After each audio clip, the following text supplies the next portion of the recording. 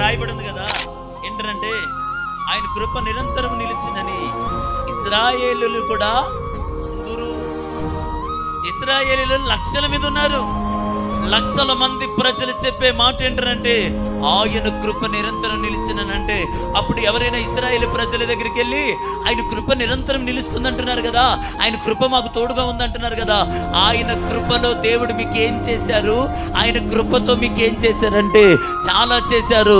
బండ నుండి నీళ్ళు ఇచ్చారు, ఆకాశం నుండి మన్నానిచ్చారు, ఎర్ర సముద్రం 2 పాయలు చేశారు, 40 సంవత్సరాలు బట్టలు మాయలేదు, చెప్పులు అరగలేదు, రాత్రి వెన్నెల దెబ్బైనను పగలు ఎండ దెబ్బైనను తగలలేదు, అగ్ని స్తంభముగా మేఘ స్తంభముగా వచ్చారు, నీటి ఊటలను పుట్టించారు, మా కొరకు నాయకుడిని నడిపించారు.